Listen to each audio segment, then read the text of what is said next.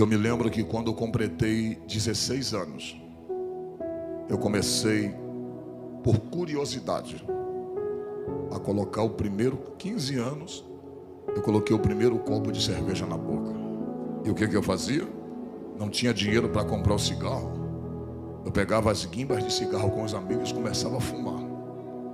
E chegava em casa, antes de chegar em casa usava house, ou então pegava a parte de dente na rua mesmo, com a escova que já botava no bolso, e escovava o dente e chegava em casa, como se nada tivesse acontecido. Um dia, eu estava já com 16 anos, e nós estávamos saindo. Naquele dia eu perdi a cabeça e bebi demais. E quando eu estava bem tonto, bem ébrio, um rapaz chegou para mim que se dizia meu amigo e disse: só tem um jeito de tu ficar bom. Eu falei: como? Ele disse: experimente isso aqui. Ele tirou um saco de cocaína do bolso. Eu falei: como se faz isso? Ele preparou aquela trilha para mim e eu cheirei aquilo. Quando eu cheirei, o efeito do álcool foi embora na hora, cortou. E olha como é que o diabo me pegou. Eu disse: então vou precisar pelo menos de um saquinho desse toda vez que eu beber. E toda vez que eu ficar bêbado, eu cheiro isso aqui e fico bom. E pelo menos do salário que eu tinha, 100 reais eu pegava. E começava a não já querer comprar sacos. Eu comprava gramas de cocaína. Comecei a arrumar amizade com os rapazes da boca de fumo. E ali eu comecei a usar muita cocaína. Com 17 anos eu já achava que eu era dono do meu nariz. Eu já não queria mais gastar dinheiro. Aquela cocaína que eu pegava no morro, nós pegávamos aquela cocaína semi-pura, nós tínhamos contato, e pegava aquela cocaína e colocava tudo quanto era desgraça ali dentro. Tudo ali, misturava. E fazia aquela grande quantidade de cocaína. Então eu já não passei a ser mais usuário, eu já passei a traficar. A gente já começou a comprar armas. Nisso o diabo foi afundando a minha vida. E nessa minha ida de tráfico, algumas coisas eu não vou poder falar. Mas nessa minha ida de tráfico, eu me lembro que eu tinha alugado uma casa para traficar. E naquela noite eu estava com aquele Magno 45, aquela 45 na minha cintura. E nós estávamos vendendo pó dentro daquele beco. Chegou um homem. E antes daquele homem chegar, eu passei por ele dentro daquele beco. E aquele homem foi o homem que veio para me matar. E naquele momento eu cheguei ali. Eu passei por ele naquele beco. Ele me deu boa noite. E eu dei boa noite para ele. E ele parece que não me reconheceu. Aí você fala assim: pastora, foi só uma coincidência. Não. É Deus cegando os olhos do teu adversário. Eu passei por ele. E quando eu saí entregar uma quantidade de cocaína a um determinado lugar, os meninos que estavam lá disseram: Trovão, um homem veio te procurar. E ele não estava só. Até as pessoas que estavam do lado de fora, irmãos, não conseguiram me ver. Deus estava me escondendo no seu esconderijo. E dali os irmãos já viram. Eu comecei a traficar demais, comecei a vender demais, e eu fui me iludindo com o dinheiro que eu ganhava. Porque quem já viveu no tráfico sabe que o dinheiro entra muito fácil. E da maneira que entra, é da mesma maneira que sai.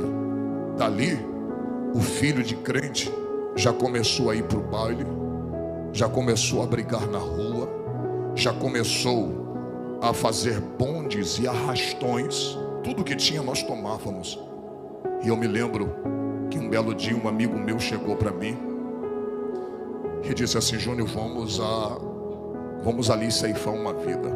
Eu me lembro que quando eu fui, nós pegávamos um ônibus, e eu estava com aquela 45 na cintura. Ele disse: esse cara mexe com a minha mulher. E eu já mandei ele parar de mexer. E como ele não parou de mexer, hoje nós vamos ceifar a vida dele. E eu me lembro que quando nós chegamos ali, entramos dentro daquele centro de macumba. Quando nós chegamos naquele centro de macumba em Queimados, a dona do centro de macumba, ninguém sabia que nós íamos ali, ninguém. A dona do centro de macumba chegou e disse assim: vocês vieram matar o Marcos?